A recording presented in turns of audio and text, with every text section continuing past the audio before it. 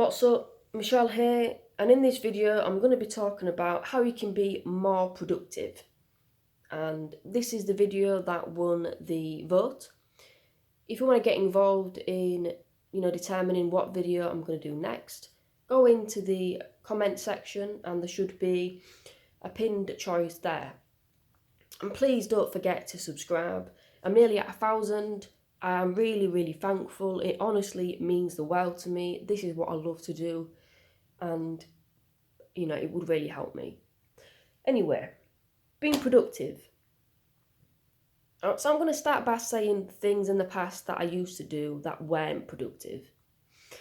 So I used to wake up and I used to set myself 20 or more things that I was going to do that day. And that could be write 10,000 words, or hoover the whole house, clean the whole house, do 55 emails, write 20 poems. A lot of it was unrealistic, and I did not factor in any breaks, and I was just burning out and I wasn't getting it all done. And I was going to bed feeling rubbish. I was thinking, oh, I didn't get it all done, I'm rubbish. And a lot of people make that mistake. They think, right, I need to do as much as possible, right. But I was treating myself like Windows. I'm not a computer program.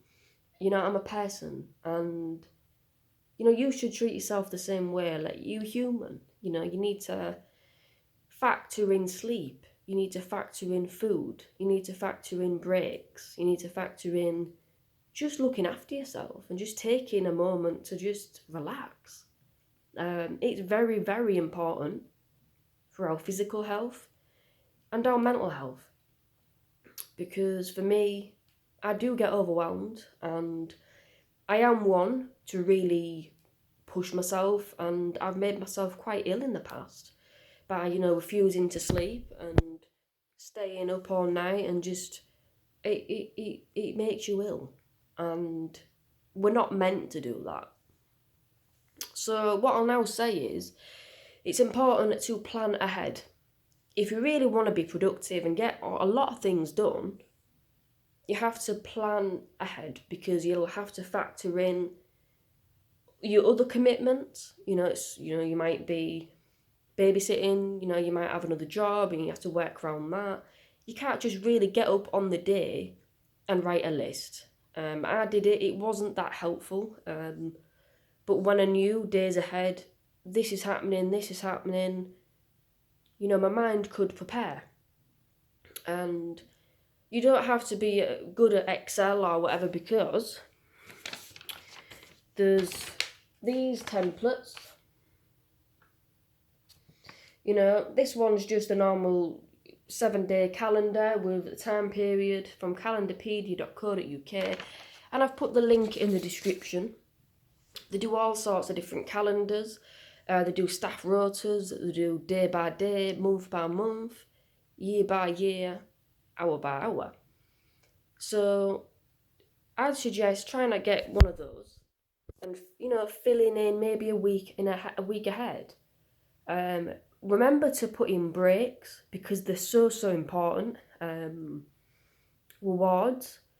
And what I mean by that is, let's say you've done 2 or 3 really hard hours work, whatever you're doing. That could be building, hairdressing, singing, dancing, writing. Reward yourself. You know what? I've done so well. I'm going to give myself half hour to just watch my favourite programme. Or, you know what? I'm going to have the ice cream, or I'm going to paint my nails, or whatever you like to do. You're not a robot. And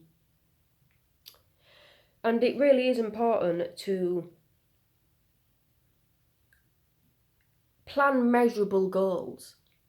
And what I mean by that is, take my list today, for example. So I've put to do today. Shoot and upload productivity video. Woohoo! Finish court scene. And what I mean by that is, I'm writing a book about my abuse in the NHS mental hospitals. More information on my website. I won't go over it again for the people that watch my videos.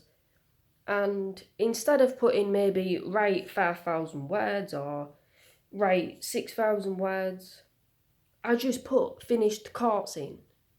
It's open-ended and it's measurable because there's no pressure related to that. You need to be able to create less pressured goals. So instead of saying, sell 10 books or have 10 customers or have 50 customers, why don't you change it to something a little less more pressured, because you can't really predict that, really.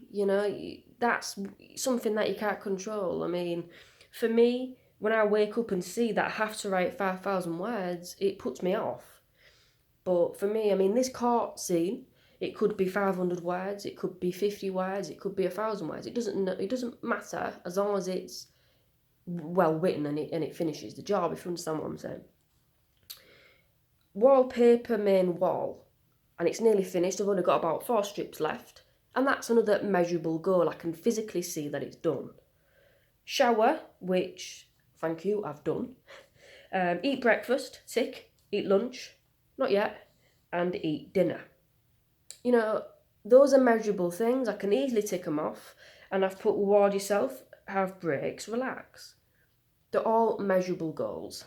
Now,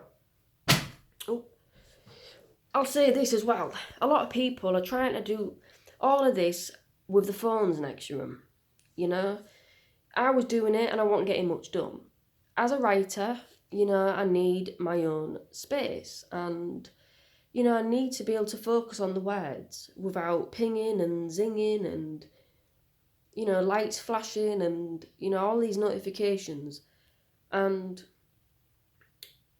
so, when I am writing, I always switch my phone on mute or airplane mode. If it's something important's going to call me, I normally put it on vibrate, but normally my phone's off and upstairs, in my other room. And it makes a world of difference to be just you and that task instead of, ruining about who's going to call you or who's going to email you. It's you and the task. And it really does make a huge difference. I honestly suggest you try it. Switching all your social medias off and focusing on that task. And if it's, if the temptation strikes, just think, well, I told myself that I'd get this done. That's what I've been telling myself. And then the urge does die down eventually. So yeah, what else about being productive? For me, it really is about looking after yourself as well, because the better you feel, the more you want to do. You cannot forget to eat. You can't forget to shower. You can't forget to speak to family and friends and partners or what have you. If you just think, right, I'm going to isolate everybody and focus on this task, you might feel guilty for doing that, or you might feel a bit lonely, or, I'll say this is a true story actually, and I wouldn't recommend you doing it. About 3 years ago, or maybe 4 years ago, I nearly overdosed on caffeine. I drunk about 5 energy drinks and about 10 coffees, and I ended up in A&E because my heart rate was about 180 or 160. You need to look after yourself. If you're feeling a little bit tired, have a break. And have maybe a cold, no, not cold, but have a cool shower. Or maybe have a small chocolate bar or something to perk yourself up. But I was kind of fighting my own body. I was like staying up for 2 or 3 days on end and like really making myself quite sick in the past, and I ended up in hospital on with a line in my arm because I was that ill on caffeine. I wasn't eating properly, I was just drinking Red Bull and coffee, and I collapsed. And my heart rate would kept pounding, and I mean, I have got a bit of a relationship, me and coffee, as people that speak to me regularly know. So even sometimes, like now, I do get out of breath because I've got a high heart rate, unfortunately, and that has been the effects of caffeine. So it's very important that you look after yourself, because you're not going to be able to get much done if you die. And that sounds blunt, but it's true. You get one body, look after it. But at the end of the day, you're going to do this. Do you know what I mean? You're going to get it done, whether it takes a year or 6 months. You're going to get it done, whatever it is. And you also need to kind of think to yourself, sometimes things take a long time for a reason, And what I'll say is this, and this is my last point. I've been working on this autobiographical effort about my abuse in services, unfortunately. I was locked up at 12 years old and put through a hell of a lot of sexual, physical, financial, and God knows what else kind of abuse. And I stayed there for years. And I ended up with PTSD. And the book that I've been writing on and off since I was about 21 years old. And I'm like 27 now, so 6 years. And sometimes it takes authors maybe a year to write a book, less.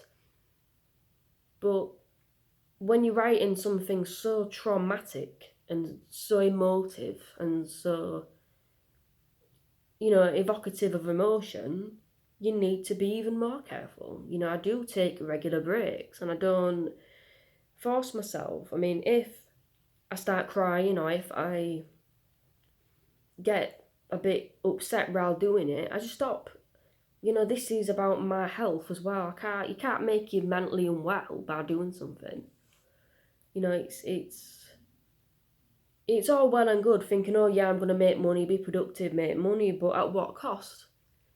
It's cool to be famous and it's cool to get money and have a great living and a nice house and not have to worry about rent, and that's cool. But you need to look after your physical health and mental health, because it might catch up to you. I know a lot of people actually that are quite physically unwell because they've worked their asses off and they've overdosed on drugs and caffeine. And I know somebody that used to be a chef that used to work 21-hour days, not kidding, and they had one break. I don't think that's legal, but they did it and they're ill, very ill now, physically sick. So look after yourself. Think a little bit smaller. So instead of thinking, right, I'm going to write 10,000 words today, which is quite unrealistic very unrealistic. Don't put a word count. Finish the chapter or finish that particular scene or finish that dialogue, and you'll get more results. It's more measurable. It's more realistic. Even put down if you're going to have a shower so you can tick it off. Put down if you're going to hoover the carpet so you can tick it off. It all adds up. And then you'll see at the end of the week, well, actually, I'm doing a lot. I do all the washing every Sunday. And I do look after the kids and take them to school. And I do drive. And I do pay the MOT and the insurance. And I do hoover up. And I do cook. And whatever else you're doing. You're doing a lot already. So never forget that. But anyway, I hope that these things have been helpful. And it's been Michelle Therese. If you want to know more about me, go to michelletherese.com. And let's see what you're voting for the next video. I look forward to it. And like I said, please subscribe. I'm trying to get to 1,000 in a couple of weeks. It means a lot to me. But anyway, I'm getting out of breath. I need to go. All right, thank you, and bye for now. Bye.